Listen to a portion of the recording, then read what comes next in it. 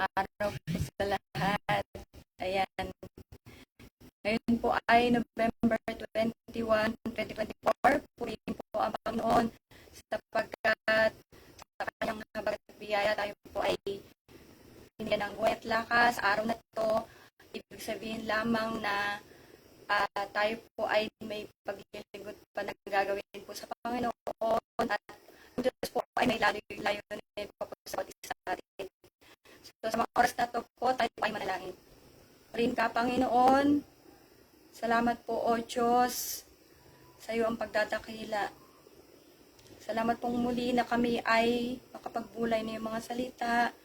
Salamat po, dakilang Diyos, sa aming mga kaibigan, sa kanilang mga buhay, na sila, O Diyos, ay sa iyong biyaya na nakatunghay sa aming FB Live today. Salamat po sa lahat ng mga pagpapala, sa lahat, O Diyos, sa lahat ng kahabagan na binibigay mo sa bawat isa, sa pag-iingat, Panginoon, sa wisdom, O Diyos. At sa mga oras na to, Panginoon, muli dalangin namin ang iyong pagsama ng iyong banal na Espiritu sa pagdadala ng iyong mga katotohanan. Buksan mo ang puso't isip ng bawat isa. Nawa, O Diyos, kami makalakad sa daang gusto mong aming lakaran. Salamat po. Niluluwalhati ka namin sa pangalan ni Jesus. Amen. Bati po tayo na happy birthday. Happy birthday to Alberto Balita. Happy birthday to Sister Mary B. Cabla. Happy birthday to Sister Abilina Gregoria Mataya. Happy birthday to Brother Ronaldo Aristique Balonso. Happy birthday to Sister Ronila Centeno Abehay. Yan. So, happy birthday po sa inyong lahat. Ngayon po ay November 21. 9 days na lang, matatapos na po ang November at December na. Yan. So, yung buwan na pinaghahandaan po ng marami at ang JOS. Yan. So, happy birthday to all the birthday celebrants. May God continue to bless you, to guide you, and may God give you more birthdays to come. Yan, enjoy nyo lang po ang araw na ito at huwag natin kalimutang ipagpasalamat po sa Panginoon na muli binigyan tayo ng 1 year na makapag-celebrate po ng ating birthday. Kaya dapat pag birthday mo, hindi ka malungkot dahil walang handa. Dapat po tayo magpasalamat dahil yung iba hindi na inaabot ng another birthday, di ba? So tayo po ay may birthday na naman. So, purihin po natin at pasalamat po ang Panginoon. Happy birthday po sa inyong lahat. God bless all of you. At, kinakaban. Ibig sabihin, ako yung nalalambot. Ganyan. Pero okay po. Tayo po ay pinalakas. Purihin po ang Panginoon. So, thank you po sa lahat-lahat. Lalo na sa mga new followers ko. Shoutout po sa inyo. Nakita ko kasi kahapon sa new million followers. Yan po. Purihin po ang Panginoon. Yan. Salamat po talaga sa mga bagong followers ko. Sana po ang layunin po lalo na ng aking profile po ng eto po ating pag-FB Live ay tayo po ay makapag-aral ng salita ng Diyos. Tayo po ay makalakad po sa daang gusto ng Diyos. Tayo po ay makapaglingkod sa Diyos at higit natin makilala po ang Panginoon. Purihin po ang Panginoon. Yan. Salamat po sa inyong lahat na nagsusupport. At eto, hindi ko sana sasama to. Sabi ko, Lord, spare mo na sa akin ang iba. Kasi marami pa eh. Pero, tawag dito, sabi ko yung iba, wag na nating Pero kanina, meron pa siya talagang, parang sabihin mo to, ganyan. So, yung total sanay na siya sa akin. Yung asawa ko, lagi niya minag-aayang uminom. Yan po. Pero kasi nga, hindi siyang bibili ng alak. Kaya, sige lang yan dahil hindi naman siya bibili ng alak. That day, ang BP niya, 190/110. Yan. So, at saka kasi yung asawa ko, hindi yan basta mapapatumba dahil kahit anong klaseng alak, kaya niya pagsabay-sabayin. Yan po, kumbaga matindi. Although ngayon, medyo mahina na siya. Pag ayaw niya na, tumitigil na siya. Pero that day, 190 over 110 yung BP niya. Sabi ko, iinom ka ba? Sabi ko ganun. Kung ganyan na BP mo, uminom ka ba ng gamot? O daw, ganyan. So, bahala ka. Yan, kasi merong nagyayaya sa kanya lagi na siya bibili ng alak. Kaya naman asawa ko, kumbaga para nagbibigay po. So, pero yun kasi po ay patibong ni Satanas. Yan, para tayo ay syempre, mas umiksi yung buhay mo, mas merong madala si Satanas sa dagat-dagatang apoy. Diba kasi pag ikaw ay may nangyayari sa'yo, like, hindi niya alam kung diabetic siya or low high blood na nga siya dahil, ayan, recently, nag-check ng BP niya at talaga medyo mataas.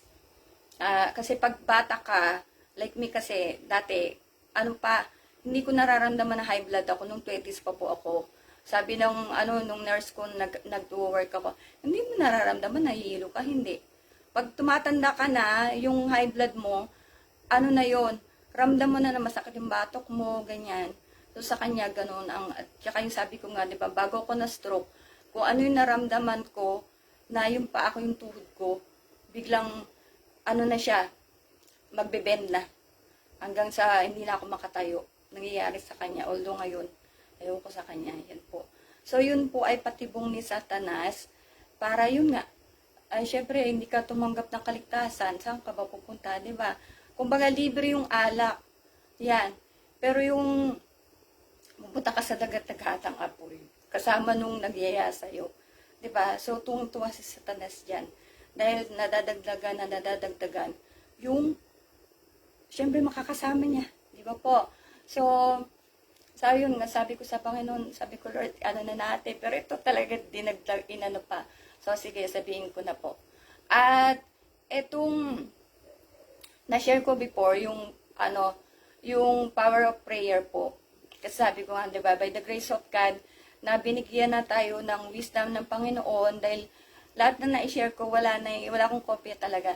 And yun nga, tinuruan tayo ng Diyos, magkaroon ng title, at ngayon na sinisave ko na lahat, at na-share ko before yung power of prayer. At ngayon, sakto kanina, kasi nag-promise ako kahapon sa Panginoon na, Lord, promise, para kasing inudyakan ako nagigising ako na maaga. Pag ako nag-promise sa Panginoon, nakakatakot, hindi po gawin. Yan, kaya nga yung simultaneous ko, sabi ko, hindi ko naman siya totally sa Panginoon, pinrami yung pero sabi ko, gagawin ko bago matapos ang taon, ibabalik ko po yun. Yan, by the grace of God. So, kanina, nakagising ako, nag-alarm ako, pagka ako yung may mga ganong mabibigat na, kunyari, paka ako sa Diyos, o kaya kasama ka sa partaker, kailangan mag-a-alarm mo ko, dahil, mahirap mangako sa Diyos nang hindi mo matutupad. So, biyaya po ng Panginoon. Siyempre, ang lakas ng alarm, nagising ako. Yan, purihin po ang Panginoon. At salamat sa Diyos na ginising nga po tayo. Yan. At sa church kasi, kung sabi ko nga, di ba, meron pong prayer power. Yan, meron na kasi Port Watch Media, nandun yung yan. Pero i-type nyo lang yung Port Watch Media para nakita nyo lahat. At makikita nyo yung prayer power. Yan, biyaya nga kanina, nakadalo ko at nakapakinig po. At naisip ko lang na parang I felt lang sharing this one. Although, of course, hindi ko masasabi na the same way na i-share po natin dahil ang nagdala po na kanyang mga salita ay ang mahal na Presbyter Dan Perez. Kung daw po nagkakamali, po. Yan. So, merong prayer power po ang church na inilunsad before pa. Yan, until now, ginagawa po. At, kumbaga, kung gusto nyo magpa-pray, may mga kapatid ka, hindi ka kapatid, meron kang gustong ipag-pray, ano man yan, meron po naka-flash sa screen na numero, pwede nyo tawagan at pinapag-pray po yan ng buong church po. Yan. At yun nga, bakit po continuous na ginagawa, bakit hindi binibitawan. Yan. So, yun nga kasi yung, di ba, yung power nga ng prayer talaga, yung pananalangin, yun po. So, hindi talaga tinitigilan ng church. Dahil gusto rin po ng Panginoon yun. Ang gusto ng Diyos talaga, lagi tayong lumalapit po sa Kanya. Yan, ayaw ng Diyos na hindi ka nananalangin kasi, syempre, lumalayo. Pag lagi ka nagpe-pray, lalo ka nagiging close sa Panginoon. Kaya ganun po yung dapat gawin natin at maging routine natin sa buhay natin. Diba? Hindi mo nakakalimutan kumain kasi nagugutom ka. Diba? Hindi mo nakakalimutan maligo kasi babaho ka. Diba? So, yung prayer po, gawin nating routine. Yan, na talagang i-ano mo na everyday, bago ka pumasok, pagising mo, pagtulog mo, kakain ka, lahat ng bagay ipapag-pray mo, lalo na yung mga bagay na, hindi ka sure. Kasi, sabi ko nga po sa inyo, ang Diyos sumasagot. Akala lang talaga natin, hindi tayo sinasagot, pero sumasagot po siya. Kailangan lang natin maintindihan yung sagot niya. Or minsan kasi siguro, sinagot ka, pero ayaw mo nung sagot ng Panginoon po. Yan. Diba? So, kung ayaw, may time na ganon, ibig sabihin, may masigit na ibibigay po ang Panginoon sa'yo. Yan. So, ang title na gagayahin ko talaga kung ano yung title niya, ganyan po. Ano ang layunin ng prayer power po? Yung nga yung sa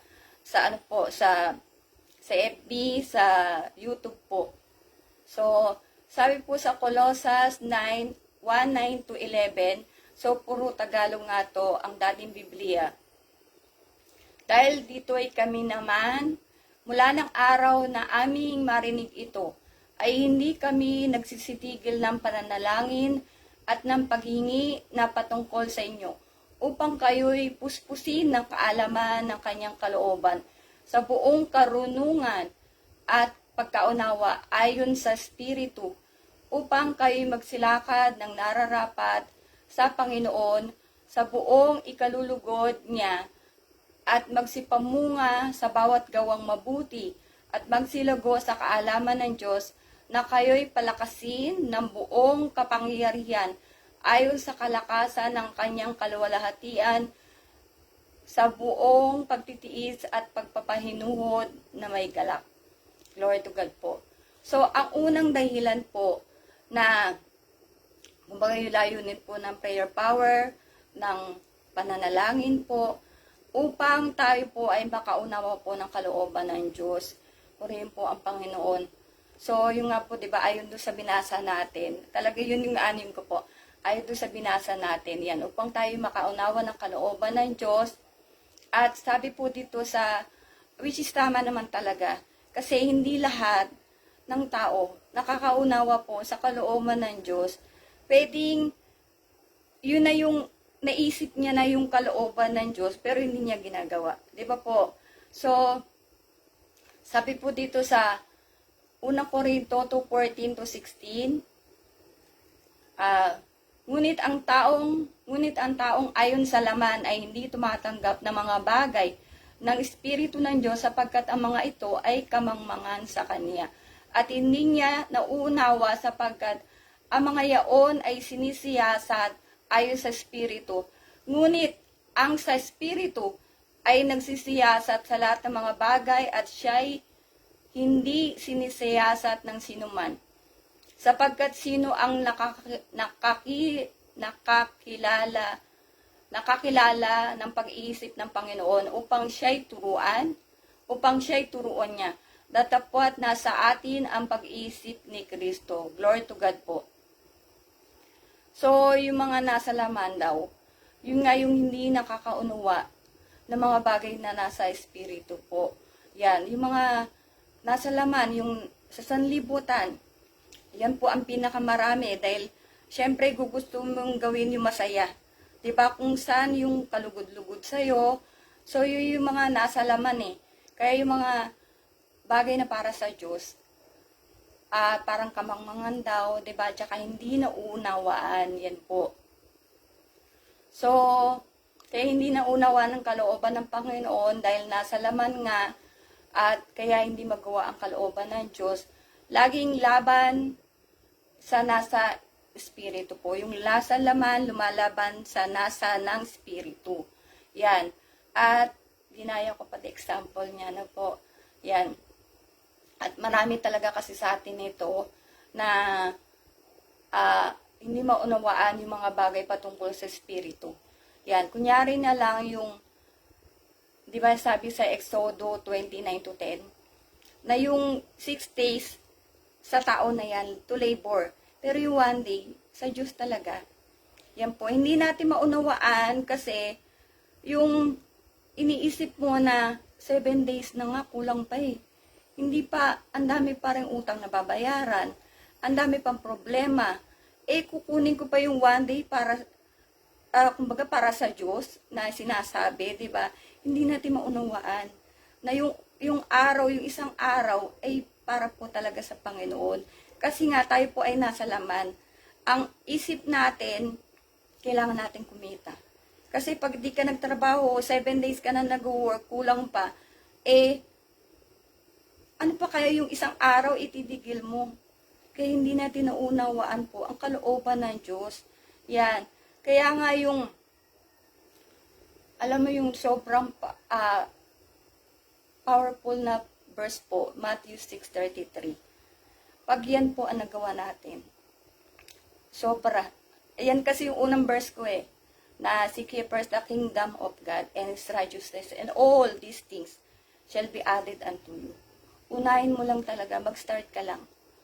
Nagawin po yung kalooban ng Panginoon. Diba? Sabi ko nga, tumanggap ka ng kaligtasan. Number 1 talaga, syempre, dahil bago ka gamitin ng Diyos, kailangan malinis ka. Yung sinabi naman natin kahapon, di ba, paano po tayo makakapaglingkod po sa Panginoon. So, bago ka makapaglingkod, kailangan tanggap ka muna ng salvation, bautismo ka muna, magsisi ka muna, di ba po? So, pag naano natin yung Matthew 6:33, sobrang powerful po niyan. As in, yung iniisip mong, minsan may problema ka, pero pag nagawa mo yung kalooban ng Diyos, sa totoo lang, ang Diyos magugulat ka lang. Ang daming hiwaga. Yan. Pero syempre, kasi ang puso mo, kailangan malinis din. Na hindi mo ginawa yon kasi naisip mo lagi lahat kapalit. Yan. Kailangan po tayo ay talagang, kaya nga may bautismo, para magkaroon tayo ng malinis na budi. Diba? At tayo po ay makinig ng salita ng Diyos. Yan. Dahil yung kalooban ng Diyos, para tayo magkaroon ng kaalaman po. Diba? Sa Panginoon po. Yan. So, kaya, yung isang araw talaga, yan po ay utos ng Diyos, araw ng pamamahingan yan Kasi 6 days ka na, di ba? Trabaho ka ng trabaho, pero ano nangyayari? Wala namang kulang. Nagkakasakit pa tayo. Di ba? Tambak lang ng tambak ang utang, ang bayarin. Ano nangyayari sa atin? Nanghihina yung katawan natin. Pero pag inuna mo ang Diyos, di ba? Lahat daw ng bagay ibibigay sa atin. Ano po? Kaya nga through prayer, God will answer us. Talaga panalangin ka lang ng panalangin. No po. So, pangalawang dahilan, upang kayo magsilakad ng nararapat sa Panginoon sa buong ikalulugod niya at magsipamunga sa bawat gawang mabuti at magsilugo sa kaalaman ng Diyos. So, sample ko dito po yung sinabi ko kahapon na maraming naglilingkod sa Diyos, pero hindi lahat kalugod-lugod po sa Diyos. Yan. Yung ipinipilit ang mali or yung mali iniisip tama. Yan, di ba? Sabi kasi sa Kawakaan 14:12, may daan na tila matuwid sa isang tao, ngunit ang dulo niyon ay mga daan ng kamatayan. Di ba? Kala natin, tama yung, kunyari yun, yung paglilingkod na ginagawa natin, sabi nga, thou shall not have no gods before me. Tama ba? Thou shall have no other gods before me. Di ba? Hindi pwedeng sandamak mga naribulto, santo, ayaw nga ng Diyos Diba? At saka yun nga, sabi ay, ano sabi dyan? Magsilakad ng nararapat sa Panginoon sa buong ikalulugod niya. Yung nga, diba yung handi? Ikalulugod ng Panginoon yun, pag nakita tayo na, ay, ang anak ko, sumasamba na, binibigyan niya na ako ng oras. Diba? Kasi, madalas kami sa Dubai, alam mo yung Friday, ilalaba ko yan Yung Friday na nga lang ang pwede ko makausap yung family ko eh. Diba? Pero kung iisipin natin, ang daming araw pwede mo kausapin yung pamilya mo. Ang daming araw pwede maglaba. Diba? Kung bibigyan lang talaga natin ng time po ang Panginoon. At saka kung yun nga, na malalaman lang natin yung kalooban ng Diyos. Talagang ang Diyos, napakabuti po. Yan, purihin po ang Panginoon. At sabi dito sa, di ba, sabi dito sa Mateo 7:13-14, yan. Kayo'y magsipasok sa makipot na pintuan sapagkat maluwang ang pintuan at malapad ang daan patungo sa pagkapahamak at marami ang dooy nagsisipasok sapagkat makipot ang pintuan at makitid ang daang patungo sa buhay at kakaunti ang nakakasumpong noon. Di ba sabi niya, kayo'y magsipasok sa makipot na pintuan. So doon ka papasok sa makipot. Kasi sabi daw, sapagkat sa maluwang na pintuan, malapad, marami nang papunta doon eh. Marami na talaga papunta. Opo, kasi syempre pag maluwag ang daan, di ba yung mga sasakyan, pupunta syempre sa maluwag. Yan, di ba? Dahil syempre maluwag mga daan dun eh. So ganun din sa mga naglilingkod po sa Diyos, sa Panginoon, na marami talaga dun sa kung ano yung maalawan. Yan. Pero sabi kasi, sapagkat makipot ang pituan at makitid ang daan patungo sa buhay. Yan. Yun yung eternal life po. Na at kakonti ang nakakasusumpong noon. Kakonti lang kasi yung iba nga ay sarado yung isip, sarado yung puso, yung mga mata, dahil nga po sa ating mga problema, dahil sa kung anong mga kabalisaan po, mga iniisip natin, makalamang mga pag-iisip po, ano yung kakainin mo, ano yung isusuot mo, ano yung gagawin mo, saan ka pupunta, diba? O kaya saan ka magta-travel, yan, diba? Yan po. So, purihin ang Panginoon, kaya talaga maraming magpupunta talaga sa kapahamakan, kagaya nga yung paglilingkod na, alam mo, ayaw ng Diyos eh. Kung ayaw mo maniwala, tingnan mo sa Bible, di ba? Na ayaw ng Diyos, maglingkod ka sa mga Diyos-Diyosan. Sa mga rebulto, sa mga santo, galit ang Diyos dyan eh. Yan, dahil ang Diyos ay dapat nating paglingkuran, sambahin sa Espiritu at katotohanan. Dahil ang Diyos ay Espiritu po. Purihin po ang Panginoon. So, yun nga, ang Diyos ba ay nalulugot sa ating mga lakad? Dapat magsilugot po tayo sa kaalaman ng Diyos. Yan nga, makinig ng salita ng Diyos na hindi ka occupied na maraming bagay. Diba? Nakikinig ka nga ng salita ng Diyos. Pero, iniisip mo, anong ulam mamaya? Diba? Ano kaya ang gagawin ko bukas? Ganyan. Dapat nga, diba yung sabi natin na magkaroon ka talaga ng yung silent moment, yung time talaga sa Panginoon para marinig po natin ang boses ng Diyos. Yan, purihin po ang Panginoon. At talagang ang Diyos minsan gumagawa po ng paraan para po tayo ay lumapit na rin sa Kanya. Eh bakit ba naman? Mahal tayo ng Diyos po eh. Diba? Purihin po ang Panginoon dahil sabi nga 1 Timothy 2:4, gusto ng Diyos marami makaalam ng katotohanan, gusto ng Diyos marami makatanggap ng kaligtasan. Yan po. Ayaw niya mapahamak ang tao. Kahit ang tao, gustong-gusto sa kapahamakan. Yan, di ba? Purihin po ang Panginoon. So, ang number 3 na dahilan na kayo'y, mabilis lang to, biyaya ng Panginoon, na kayo'y palakasin ng buong kapangyarihan ay sa kalakasan ng kanyang kaluwalhatian sa buong pagtitiis at pagpapahinuhot na may galak. So, yung nga, mabigyan lang po natin ng time, mga bagay na nauukal sa Diyos, ay wala pang hihina.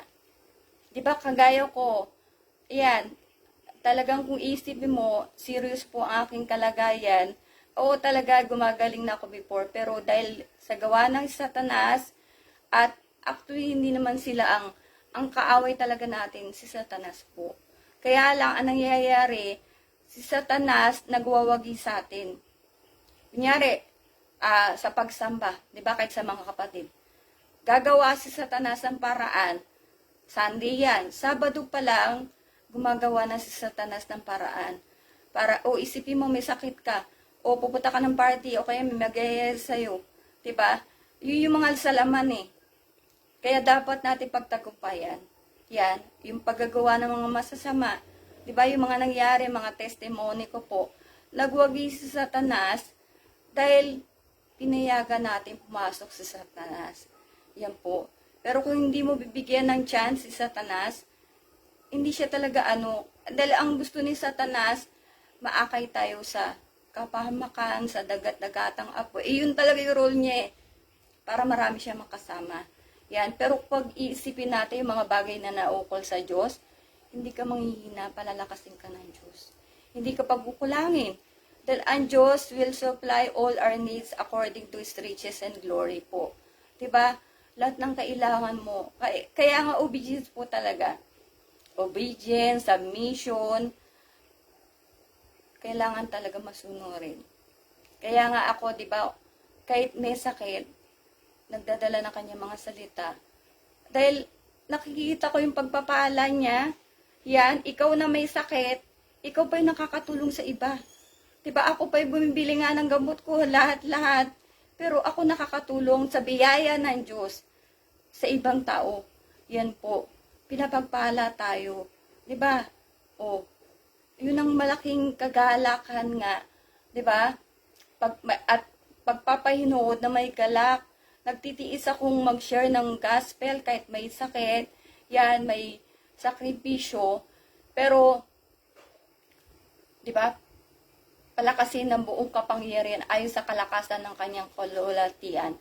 So, talagang ang Diyos po ay talaga pinapalakas po ako. Purihin po ang Panginoon. At yung nga napakalaking bagay na hindi ko na iniisip, sa totoo lang, yung mga nangyayari na makatulong ka sa tao sa kabila ng wala naman akong work. Diba? Ako ay may sakit. Hindi naman simple sakit ko. Ako ay wala naman tumutulong. Yan. Pero ikaw pa nakakatulong. Purihin po ang Panginoon. Diba? Pero yung tayo nga ay punong-puno ng kabalisahan, ay minsan talaga hindi ka na tumitigil. May iba pa nga, alam ko may kilala ko, ay ba'y gusto yata mag 3 times na trabaho pa. Walang tigil na trabaho. Kasi may kailangang babayaran, may kailangang hindi makatigil, kailangan kumain. Dahil syempre, kunyari, may mga anak. Diba? So, hindi ka makakastop ng pero pag ginawa mo yung Matthew 6:33, hindi mo na aalalahanin mga ibang bagay. At saka yung nga, diba, layunin ng prayer power po. Yan. Kaya sabi nga ay pray unceasingly. Huwag tayong manghibagot na manalangin. Iyak mo sa Panginoon lahat-lahat. Ang Diyos nakikinig.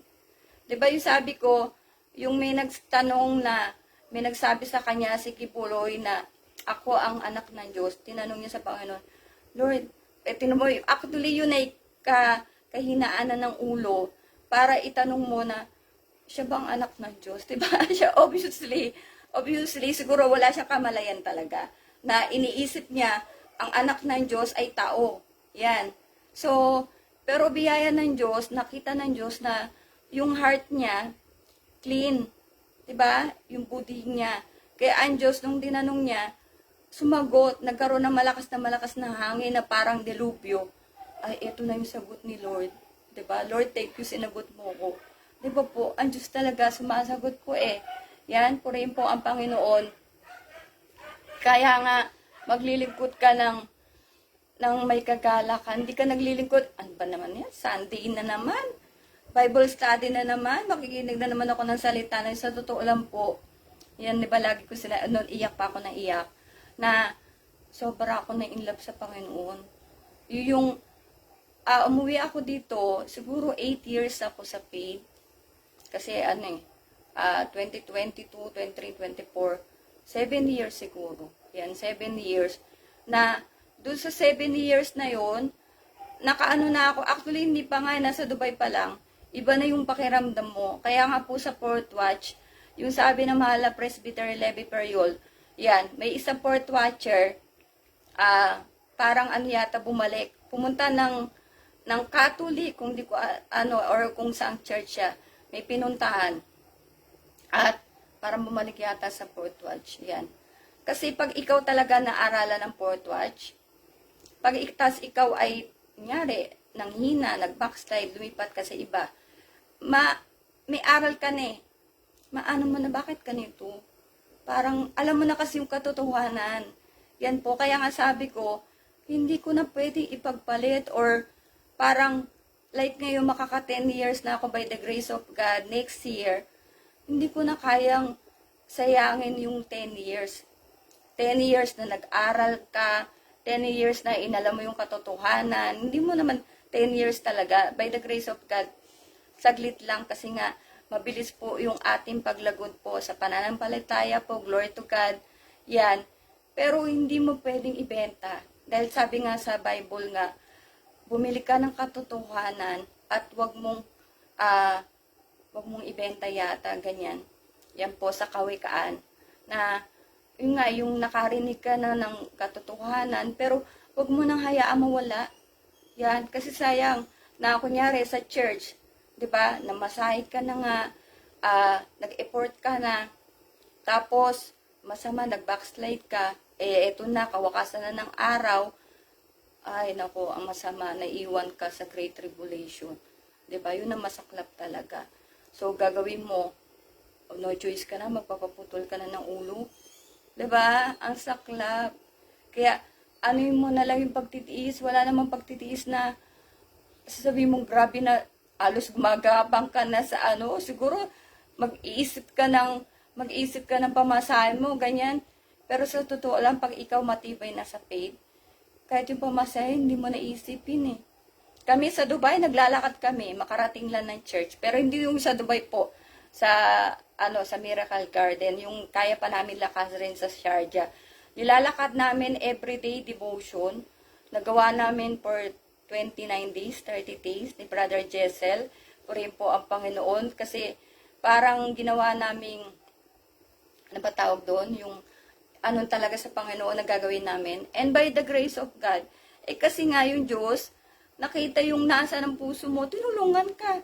Ganun din po tayo, pag yung nasa ng puso natin, tunay, na may gusto tayong gawin para sa Diyos, ang Diyos tutulong. Yan. Kaya naman yung pag ginawa mo yung para sa Diyos, yung kalooban ng Diyos, ang Diyos naman, ibabalik sa'yo ang nararapat, dahil hindi nga liko ang Diyos eh. Diba? Ang Diyos ay Diyos na pagpapala, Diyos na nagpapagaling, diba? Diyos na nagbibigay ng karunungan. Yan po. Purihin po ang Panginoon. At ngayon kung mapapansin po natin, diba? Maraming mga nagsulputang church.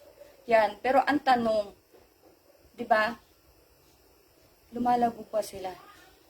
Hanggang tayo lang ng tayo, pero hindi natin alam kung hanggang saan sila nakakarating. By the grace of God, ang church po, yung nga nagsimula na 1972, 1973 sa maliit. Pero ano na ngayon? Kaya nga ako ay nagagalit sa Panginoon dahil ako ay naging kabahagi ng church at ngayon nga ginagamit tayo ng Panginoon sa pagdadala ng kanyang mga salita po.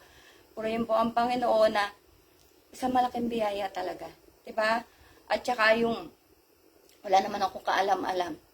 Yan. Pero ang Diyos, dahil nga, una, sabi ko naman talaga sa kanya, pag ako ay available, ngayon available ka na, Veronica. Pero, hindi ko nga naramdaman na pinabayaan ako ng Diyos. Minsan talaga sa sakit ng ulo kasi nga tayo po ay may brain operation. Hindi naman simple, yung nagkaroon ka na heart operation, hindi simple, ganun din po yung brain. At siguro pwede akong maniwala sa iba na yung nagkakaroon ng brain operation ay may nangyayaring hindi ka nais-nais po.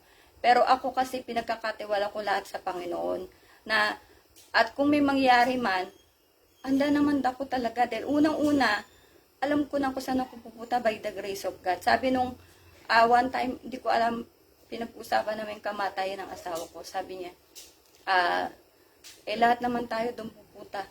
Lahat nga tayo doon pupunta, pero magkaiba tayo ng pupuntahan. Yan, ikaw, ewan ko saan ka pupunta. Ako, alam ko kung saan ako pupunta. Diba, purihin po ang Panginoon. Kaya kailangan, alam natin na tayo ay papuntang langit. Dahil yung mga naglilingkod, lingkod ka ng lingkod, hindi naman kalugod-lugod sa Panginoon. Diba? Nagsasayang ka ng pagod. O, pwede mo bang itatwa na wala sa Biblia na ayaw ng Diyos ang magkaroon ng mga rebulto, na mga kung ano-ano mga Diyos-Diyosan? Nakasulat, 'di ba? Ayan ayan, 'di ba? Pwede mo bang burahin sa Biblia? Ay, ayoko nito, ganyan ganyan. Yan. Kaya nga sa Church by the Grace of God na kaisang translation. Pwede. Hindi yung gagawa ka kunyari na sarili mong Biblia or ano, 'di ba? Hindi. Bawal bawasan, bawal dagdagan. Dahil kung hindi, sabay-sabay papasok sa kapahamakan po. Ano po? Yan po rin po ang Panginoon at dyan na lang po. Okay, salamat po sa lahat na nag-support. Actually, kinakabahan ako nung isi-share ko to dahil sabi ko, minsan parang may madali sa akin ang ibang topic, pero ito kasi yung, di ba, yung prayer talaga, na everyday kasi yung, ano ka talaga, yung tapos puso ko nananalangin sa Panginoon, umiiyak ka. Kasi ako talaga ganun pero ngayon biyaya ng Diyos, less yung iyak ko, mas nakakatulog ako. Yan po. At sa Dubai, nakakatulog talaga ako. Habang ako, sabi ko nga, kaya ko pang 2 hours. Pero ngayon, minutes na lang. Pero yung minutes na yon galing talaga sa puso. Yun po yung gusto ng Diyos. Yan. Kaya tayo sa mga ating mga kaibigan po, sana yung kalooban ng Diyos nga, maalaman natin, di ba? Yan. At yung pangatlo na tayo na kayo palakasin na buong kapangyarihan ay sa kalakasan ng kanyang kalwalhatian. At yung pangalawa nga ay asan na? Upang kayo'y magsilakad ng nararapat sa Panginoon. Yan po. So, yung akala mo daang matuwid, pero hindi pala. Kaya yun po ang wag na nating ipilit sa sarili natin para lang masunod yung mga kapritsyo natin. Kapritsyo yung sa laman di ba? Gusto ko to, marami kami dito di ba? Marami kayong sasama kay Satanas. Na po, purihin po ang Panginoon, tayo po'y manalangin. Dakilang Diyos, muli kami nagpapasalamat sa oras na to, Panginoon, sapagkat binigay mo ang pagtatagupay sa bawat isa sa amin. Tulungan mo ang bawat isa, O Diyos, na kami makalakad sa daang gusto mong aming lakaran. Maalaman namin ang iyong buong kalooban, dakilang Diyos, sapagkat marami sa amin na hindi nalalaman ang iyong kalooban. Panginoon, salamat po sa iyong mga salita na aming bahagi sa aming mga kaibigan. Dagdagan mo ang pananampalataya ng bawat isa, O Diyos. Magpalakas ka, magpagaling ka, Panginoon. Patuloy mong pagpalain bawat isa, O Diyos, ay patuloy mong tulungan, Panginoon, ang mga kapatid namin na wala ng bahay, na wala ng mga sasakyan, ari-arian, O Diyos. Itawid mo sila sa mga nakaraang bagyo, mga kalamidad, Panginoon. Ibangon mo sila, dakilang Diyos. At sa mga oras na to, Panginoon, patuloy namin dalangin na lagi kami makalakad sa iyong katwiran, maalaman namin ang iyong katwiran, Panginoon, at wag ang aming mga kagustuhan, dakilang Diyos, na nawa, masunod namin ang nasa ng Espiritu, dakilang Diyos. Salamat po, tulungan mo ang bawat isa, O Diyos, dalhin mo kami sa araw ng bukas upang makapagdala na yung mga salita. Pinupuri ka namin sa pangalan ni Jesus. Amen. So, yan po, see you po all tomorrow and glory to God po.